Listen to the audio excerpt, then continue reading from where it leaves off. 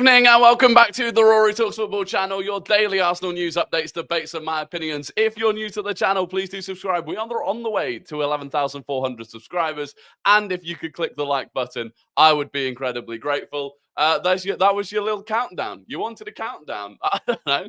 You wanted it. You got it. It's good to see you. England in the bloody final. England are in the final.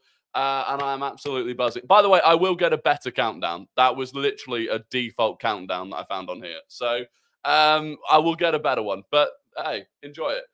England are in the final. There's Arsenal stuff to talk about. We absolutely love to see it. And there's loads of you here, which we love to see as well. Vivi, Vlad, Pekka, Vincent, Hyper, Lukey, Jax Hacks, Ross Lawman, Sportcat, Ethan Udall, Boss Bubbler, Cringe, King Kai, Matthew, Oslo, Leeds, Gunner, Ryan, Static, Lord Ferguson of Aberdeen, Input, Lucas, Kaisernex, Fizzy, and many, many more. It is good to see you. We love the countdown. We love the countdown. There we go. There we go. There we go. Missed the countdown. Damn. Maybe I'll make it longer. We'll go to a minute. No, that's what's the optimal countdown length? Let me know what the optimal countdown length is. Anyway, there is plenty to talk about, but look, we'll start with football. We will start with football because it is coming home. Football is coming home. Shortest countdown ever. Sorry. It started at 30, I think. Anyway, well, yeah, football's coming home. So we'll talk about that. I mean, where do you even start?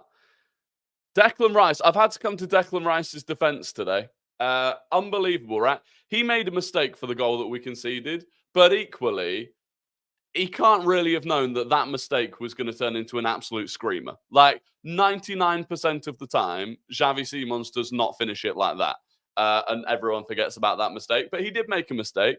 Other than that, again, I thought he was good in the game. And he's just getting so much abuse for one mistake. It's actually insane that I've had to come to his defense today. Watkins, what a moment for him. I thought Saka had a really good game. I thought, and to be honest, a lot of players played better. Foden played better than we've seen from him. I still think Kane is a problem. I do think Kane is a problem, but in no way was that a penalty last night. We will take it, though. The more I've seen it, the more I can understand why it was given as a penalty. The more I can understand. And like a lot of referees themselves have said it is a penalty. So the justification for it being a penalty is that rather than trying to block the shot, which would mean holding your leg up in front of where Kane is kicking it, Dumfries' foot was moving towards Kane because he was actually trying to play the ball. He was trying to play the ball. He didn't play the ball. His studs were up, which meant it was slightly dangerous. And that's why it was given. And, you know, I can kind of understand that. And one thing I would say, right, was if Denzel Dumfries was clearing the ball and Harry Kane did that, it would get given as a foul every single time. And no one would complain about it. They are always given as fouls. The one thing I would say, it was probably a bit soft. It was probably a bit soft for it to go through VAR. You know, that's probably a bit soft for VAR. Here we go again. It is sensational. It is sensational what the jobless people of the world can get up to. I still think that the knockdown header to Rice was poor from Trippier. Only thing Rice could have done was kick it out of play, but Rice should have been stronger. Yeah, I think that was it, really. I think it was just being stronger that would have been useful, but it is what it is. Good to see you. No worries. I thought it was a pen at the time, but I also think I'm really biased. Yeah, well, yeah, there is also bias. Kane isn't the problem. Kane needs runners around him to be at his best. I have previously agreed with that, right? I have previously agreed because Kane dropping deep isn't necessarily the problem, right? He needs runners around him. My issue has been that there have been multiple times now where Kane just doesn't even make an effort to get into the box. I've seen the exact same situation against Switzerland and then last night against Netherlands, where Saka gets to the byline, he pulls the ball back into a brilliant position, and Kane hasn't even attempted to sprint to get into the box. And that's the issue I've currently got with him. Because I do agree, previously we have seen it work. But, yeah. What do you think are each of the starting 11 superpower? Well, I think Spain's superpower is their technical ability on the ball, right? Spain can play through us if they want to. If they have the ability to play through us. Spain have two talented wingers in Lamine Yamal and Nico Williams. They've got pace, but they do have weaknesses. I don't think Morata is an elite striker. I think defensively, I look at Carvajal, who we're not going to have many chances to get at, but I look at Cucurella at left back against Bukayo Saka. That's a potential weakness for England. England's superpower at the moment is moments. England's superpower is that game after game, and this is just purely because we have so many genuinely elite players, which we mentioned going into the tournament. We've got moments, whether it is a bicycle from Jude Bellingham, whether it's Bukayo Saka, whether it's Ollie Watkins coming off the bench. The fact that we're bringing on Ollie Watkins, Cole Palmer, that's our superpower, right? No one else. When, as an example, when Spain take off Lamine Yamal, they bring on Ferran Torres. That's a big downgrade. Whereas if we're bringing on Cole Palmer, who was one of the best players in the Premier League last season, that is the superpower that we have. And that means that if it does go to extra time, we're still right in the game. And then if it goes to penalties, we've got an elite group of penalty takers. So, yeah, it's going to be a very interesting game. It's going to be a very interesting game. But anyway, look, let's get into the Arsenal stuff. We'll start with Calafiori, just to get it out of the way. Dimarzio today. Arsenal at the moment are offering 40 million euros plus bonuses, which would take it to a total amount of 50 million euros, as well as a sell-on percentage for Riccardo Calafiori. Arsenal and Bologna are continuing negotiations with the desire to reach an agreement. So, total £50 million package, 40 million euros guaranteed, 10 million in bonuses, and a sell-on clause that Bologna would get. But I think Bologna basically want almost a guaranteed 50 million euros. Fabrizio said Bologna have to give 50% of the Riccardo Calafiori deal to Basel. This is why they're insisting on their own price, 50 million euros. Arsenal want to include add-ons as part of the negotiations and make the structure different. Arsenal want to close the deal on their conditions. They really appreciate the player. Mikel Arteta is a big fan, but also internally at Arsenal, they believe he's talented, but the price has probably gone up after Euro 2024. 2 or 3 months ago, the situation was different in terms of price. And that is probably true. That is probably true, right?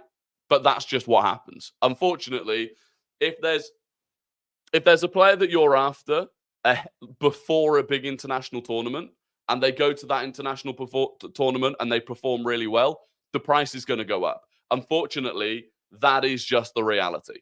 That doesn't mean that you're buying the player off the back of a good international tournament, like because they had a good international tournament, but you have to understand that their price is going to go up.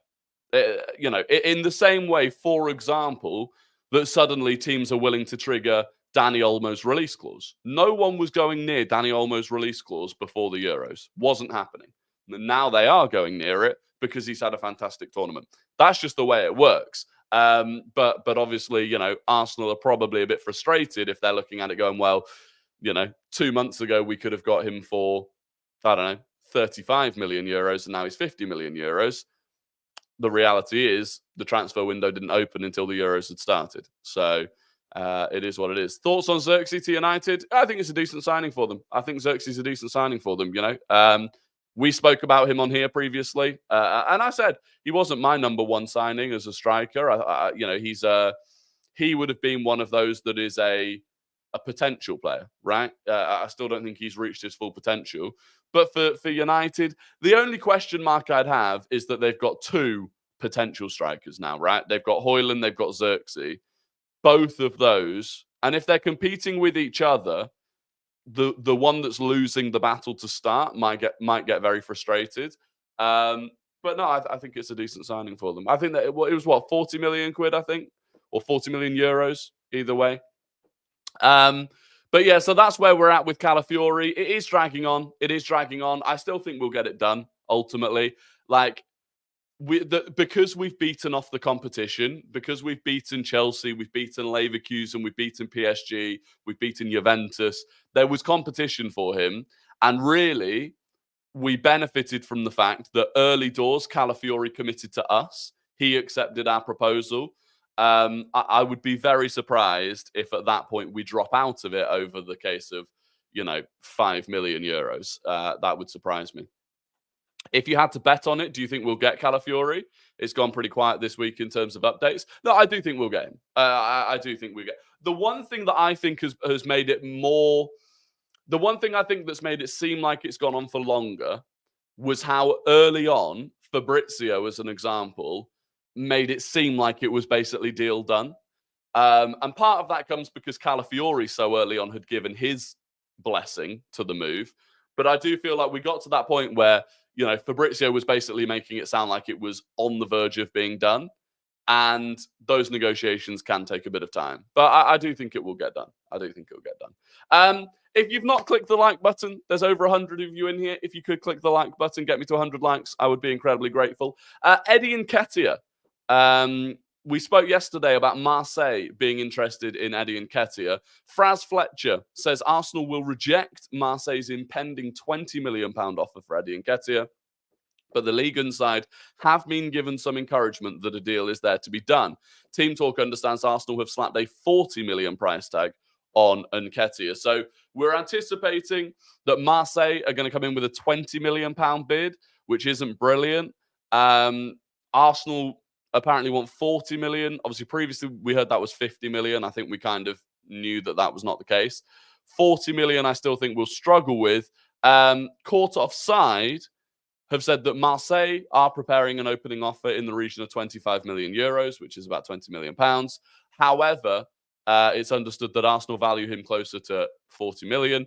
Arsenal may feel that they're in a strong position to hold out for more money because, as well as Marseille, Nketiah is also attracting interest from Brentford, Crystal Palace, Everton, West Ham, and Wolves. Sources believe these clubs could also make moves for him soon. So Arsenal basically setting the stall out high on the assumption that multiple teams are going to be in for him. Seemingly, minimum, there's going to be an offer of 20 million there for him, but we'll see how that progresses. The bottom corner Twitter account saying ESR is going to Fulham. Yeah, it does seem like Smith Rowe. Certainly, there's going to be a big bid from Fulham for Smith Rowe. We'll just have to see how it plays out. With his low wages, just pay the 50 mil. Stop going on the cheap. Yeah, look, it's a look. Calafiori's low wages do mean that we can afford to go up a little bit.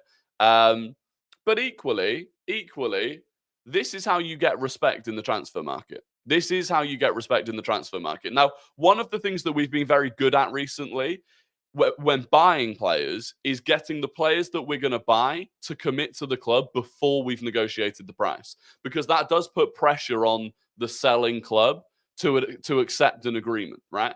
And long term, you've got to find the balance of showing that you are tough negotiators without just never getting a deal done. The issue is if Bologna just go, no, we want 50 million euros. We want 50 million euros. We want 50 million. And eventually Arsenal cave in and do it. Then the next club that Arsenal go to will be like, okay, well, eventually they'll cave in and pay what we want because they did it for Calafiori. That issue is what, for example, Man United have been suffering with. That everyone knows if Man United come knocking and they really want a player, you can get 80 million for Anthony, right? That's how it's been. So you've got to find the right balance. But yeah.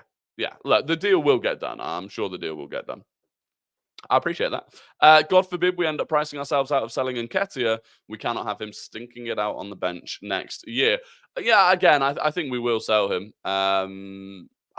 With Nketiah, we are genuinely in a strong position, though, because there are a lot of teams that would benefit from having Eddie Nketiah. So I can understand why we want to wait and let teams fight it out rather than just selling it to the first club that puts an offer in. It does make sense. I'd imagine it will also be easier for us to sell Nketiah to West Ham or to Brentford or to Palace just because of the fact that they're London-based clubs. And obviously he's, born and raised in London. But yeah, we'll wait and see. You just can't change the poor perception as a bad selling club overnight. It will happen in the next few years. People have to be patient. Yeah, look, that's true. That is true. And it is difficult to change that perception. And I think we've done it. In terms of buying, I do think we've done it because we pulled out of so many deals. You know, whether it was Vlahovic, whether it was Mudryk, we have pulled out of a lot of potential deals for our number one signings, and that has benefited us. Fortunately, the players that we've pivoted to have then turned out to be good signings as well. But this is what you've got to do. Banter on the pitch. Thank you very, very much for a $19.99 super chat that says smash the like button. Look, that is, incredibly, incredibly generous. Thank you very, very much for that banter on the pitch. And do as he says. Smash the like button, please. If not for my sake, then for the sake of banter on the pitch and his generosity towards this live stream. But no, seriously, thank you very, very much for that. Rory, why do you... Oh, it's Sheikh Boob again. God's sake, he's still here. Why do you hate Foden so much? That must be personal. Go and check out my TikTok today. Rory Talks Football TikTok. Go and check it out. Literally made a video today defending Phil Foden, saying that Phil Foden should start in the final and that he had a much better game yesterday and that the link up between Mainu, Foden and Bukayo Saka is now getting far, far better. Go and educate yourself. Yeah? Turn your caps lock off because it makes you look like a child, and have a think about changing your name because it's a bit embarrassing. 50 million for Nketiah is unreasonable. Half of that is how much he's worth. I think 30 million would be fine. Banter on the pitch is Dio. Oh, Dio. Oh, I appreciate that very much, Dio. Thank you very much. I didn't even realize. Thank you very, very much. I think 30 million would be fine. I think 30 million would be acceptable for Nketiah. You've got to think, if you look at the players that are going around, is Eddie Nketiah really worth only the same amount as Amari Hutchinson? Right? When you could, Eddie Nketiah has proved himself in the Premier League. He has proven that he can score goals in the Premier League. Is he good enough for Arsenal? Probably not. But I do think you should be looking to get more than 20 million for him. I think 30 would be fine. He's English as well. He's still young. He's got a lot of experience for a player of his age as well, really.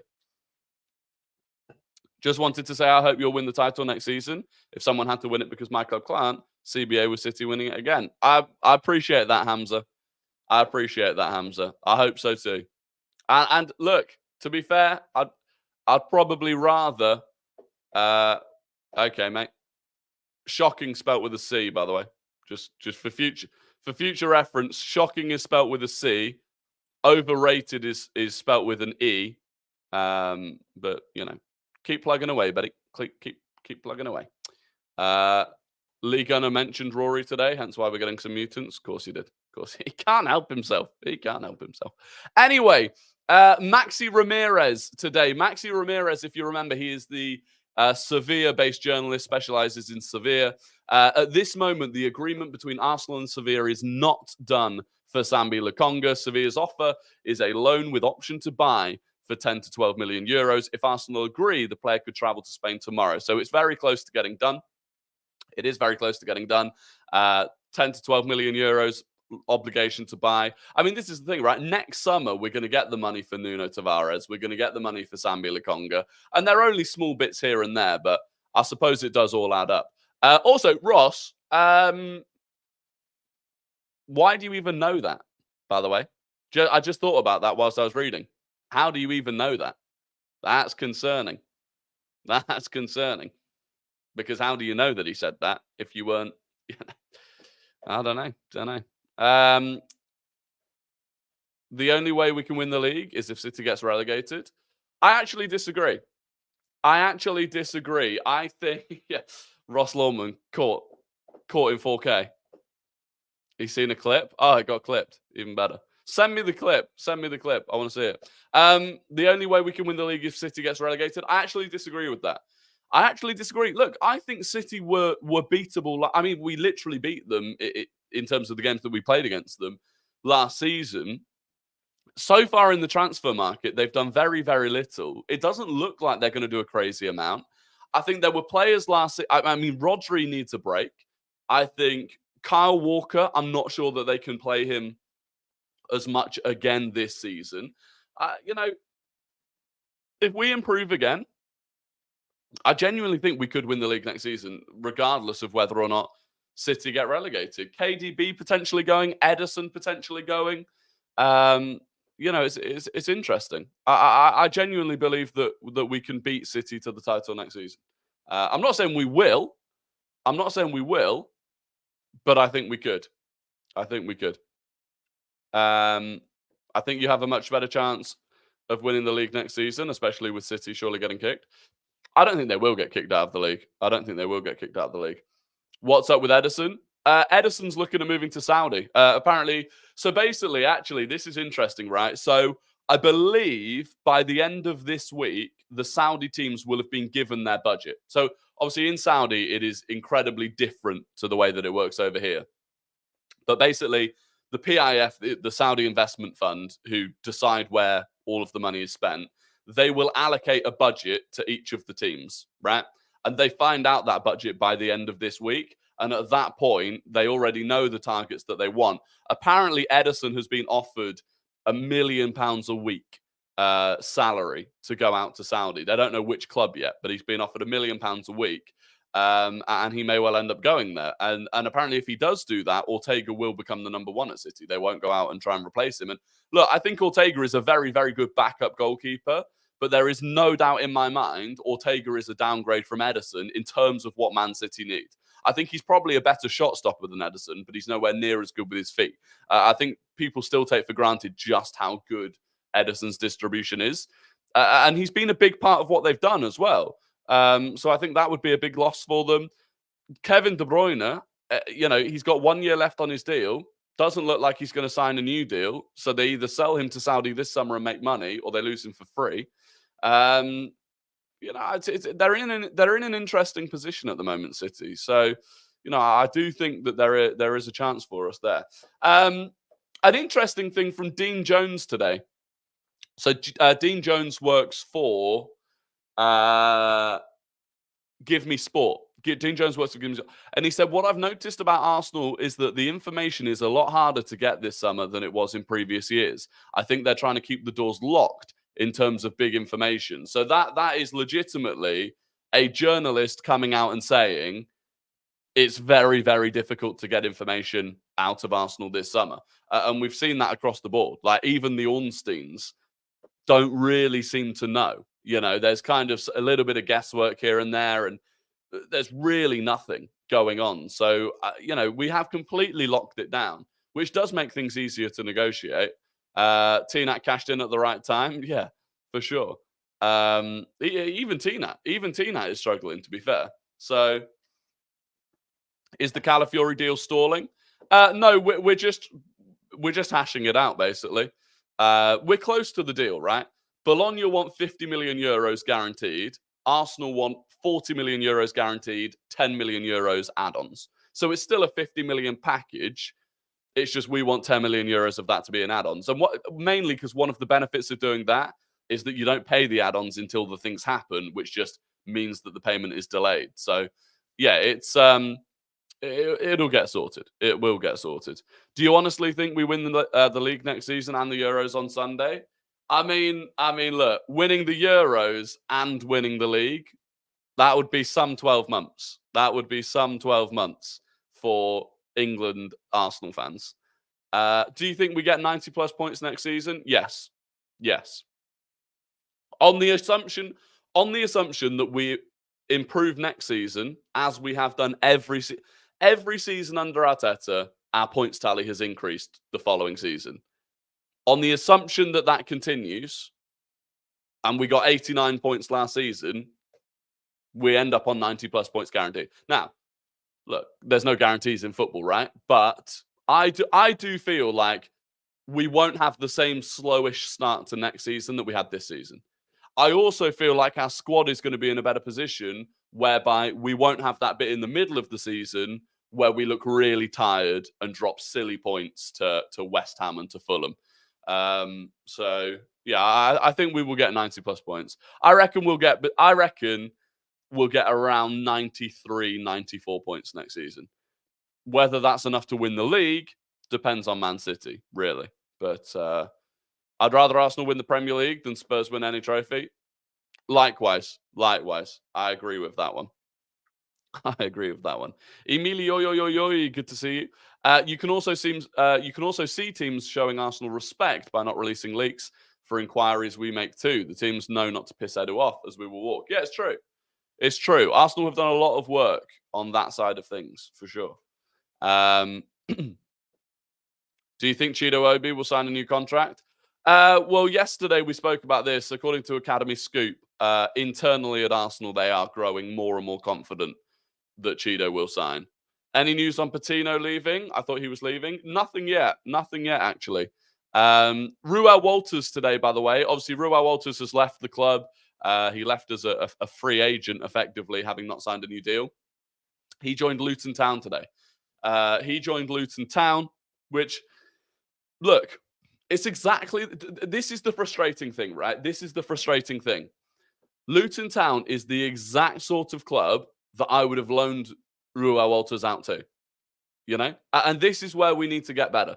Because if a year ago we had said to him, right, extend your contract, we're going to loan you out and to a top championship team, and then we'll bring you back in, I think they'd accept it. But we keep leaving it too late to the point where their contract's already up. That would have been perfect.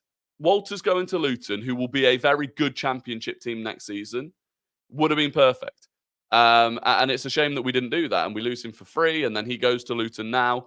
And I think he'll do very well for them, and I think that's a good signing for them. I think it's good for him.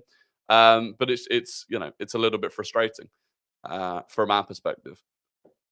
An Arsenal player will be Euro champions. Yes. Hopefully 3 of them.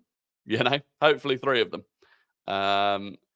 City fans said that the court case is not just about the sponsorships, it's about the league going against City and not others. Maybe good news with more points taken from other teams, United and Chelsea. Maybe. Yeah, possibly. I don't know. We're still bad at losing players for free. We are. And in fact, why couldn't we have signed him, Walters, to get even a little bit of money? Because he didn't want to. And this is the thing, right? Specifically, Ruel Walters was asked about why it was that he'd wanted to leave Arsenal before signing for Luton. And apparently he specifically said the pathway at Arsenal wasn't right. That he didn't like the pathway to get to the first team that was on offer at Arsenal, and that he felt like he would have had a better route to first team football at a big club if he simply moved club rather than going on loan.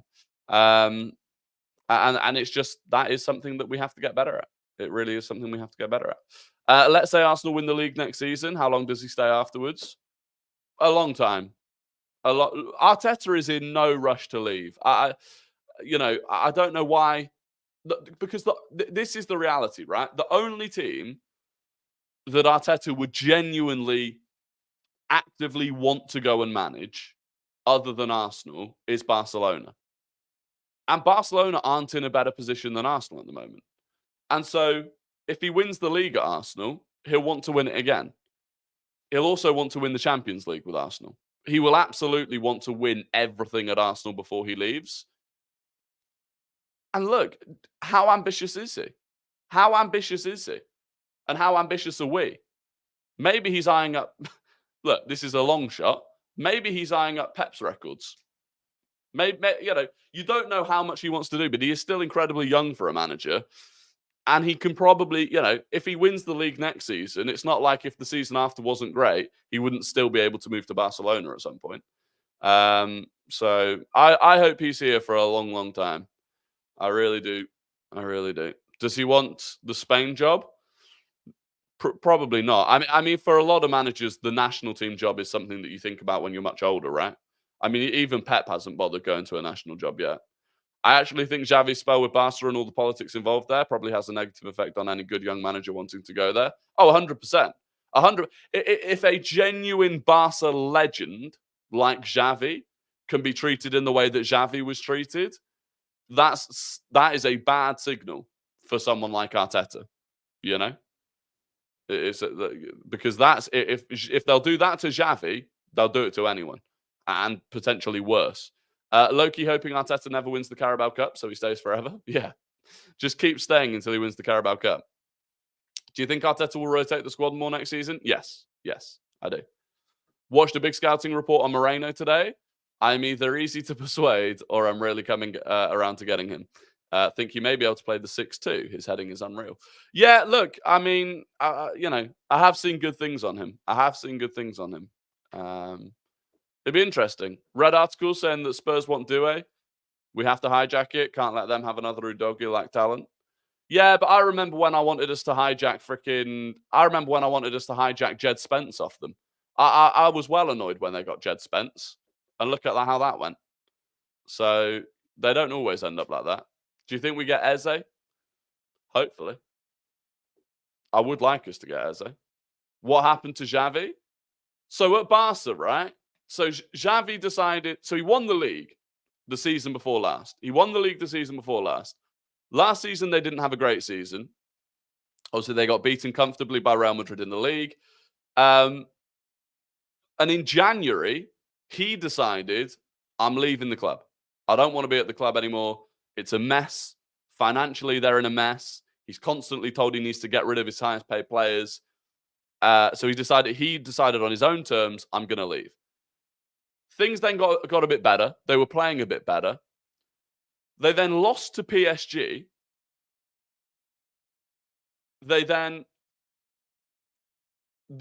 Barcelona then realized that the manager market was terrible.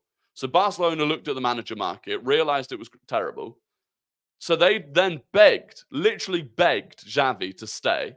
Absolutely on their knees for Xavi to stay.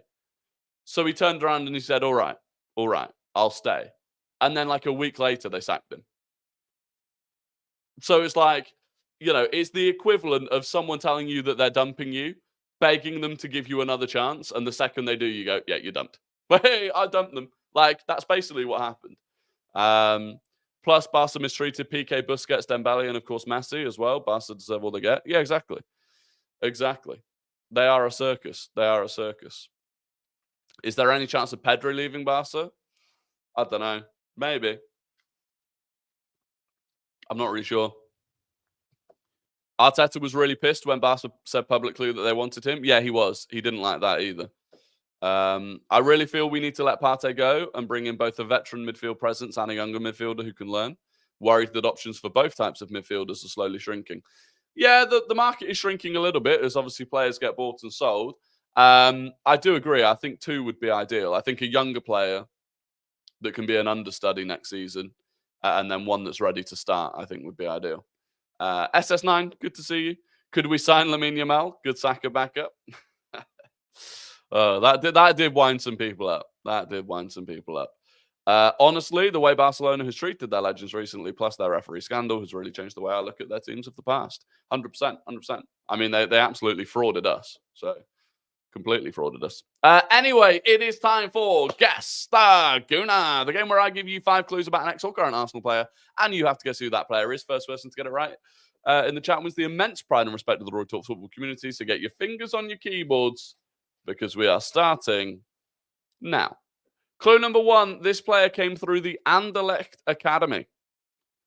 Clue number 1, this player came through the Anderlecht Academy. Were you referring to Keeks when you said about the one TikTok guy? I was referring to Keeks, yeah. Clue number 2, this player scored 2 goals in 38 games for Arsenal. This player scored 2 goals in 38 games for Arsenal. Clue number 3, this player played at Euro 2024. Clue number 3, this player played at Euro 2024. Clue number 4, this player made 39 appearances in Serie A.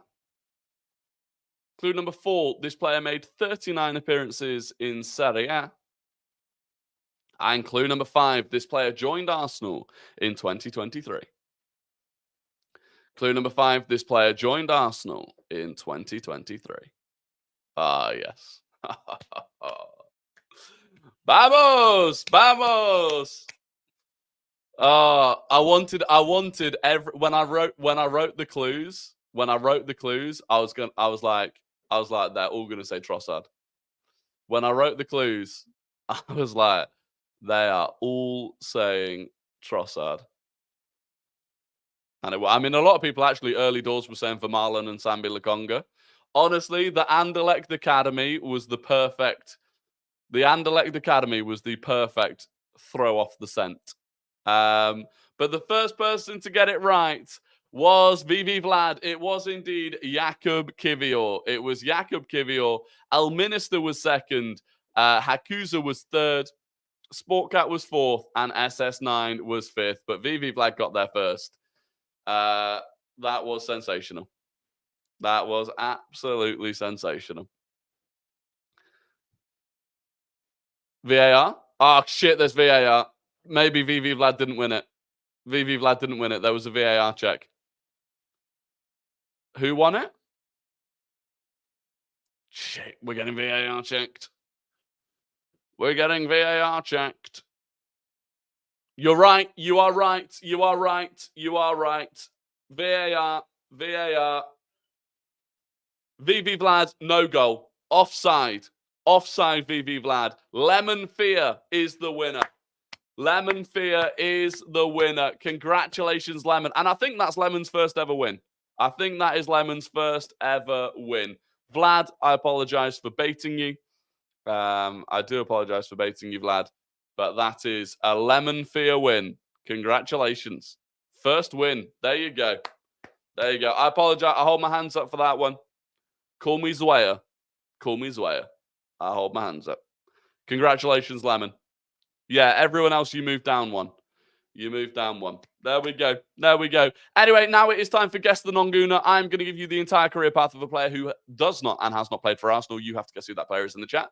First person to get it right wins the immense pride and respect of the Rory Talks Football community, but not as much respect as Lemon Fear currently has. This player started their career at the Atletico Madrid Youth Academy. This player started their career at the Atletico Madrid Youth Academy. They went on loan to Alaves. They then moved permanently to Real Madrid. They went on loan to Real Sociedad. And then they moved permanently from Real Madrid to AC Milan. So, Atletico Madrid Youth, Alaves on loan, Real Madrid, Sociedad on loan, AC Milan. Who is the player?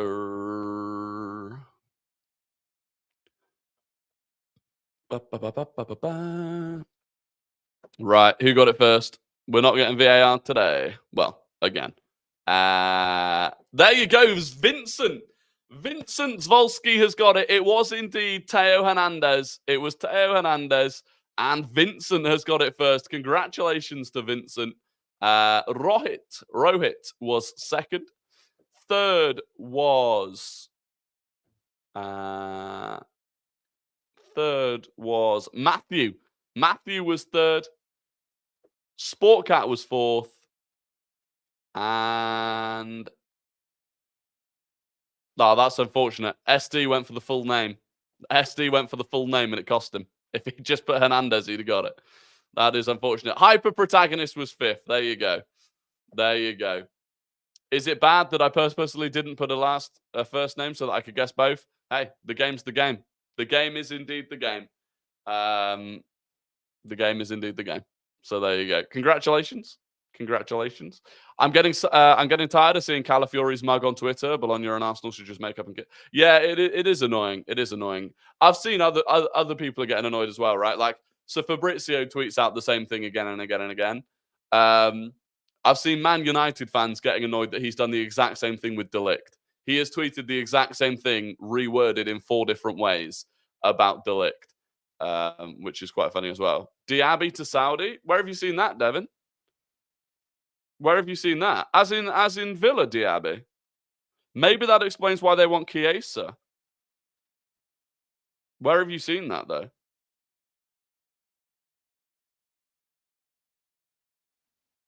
Where have you seen that? Twitter. No, I figured it was probably on Twitter, Devin. I was more asking for who. I mean, Sam C reports, the guy from the United Stand, has said that Al Ittihad want to build the team that Benzema wants to build. They want him to be happy and to stay in Saudi Arabia. Conflicts between ex-manager and player caused a tense relationship. Among the names being considered to make Benzema happy are Kingsley Coman, Abu Diaby, Moussa Diaby, and Aouar. Negotiations advancing for Diaby, big package. So there you go. Yeah, interesting. I mean, that does because I was actually wondering why. I was wondering why Villa were in for another winger when they've got Diaby, they got Bailey. I was wondering why they were in for Chiesa, but that makes sense if Diaby is leaving. So there you go. Interesting. Everyone wants us to sign Watkins today. Did something happen? I mean, to be fair, his ability to finish in the way that he did yesterday is very, very good. He does find ways of scoring out of positions that, they're absolute half chances. They're absolute half chances that he creates.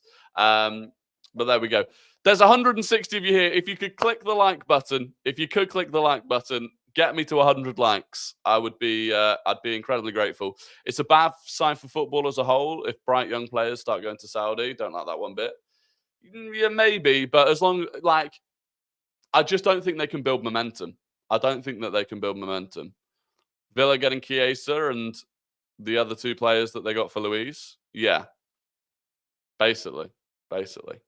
Anyway, look, that is going to be the end of the stream. I massively appreciate all of you for joining. As always, I'll be live on Twitch again later. Link is down in the description to the Twitch channel. We'll be continuing with The Walking Dead. It was a brutal episode last night, to be quite honest with you. Other than that, I'll be live again on YouTube tomorrow, same time as normal, 6:30. So I hope to see you then.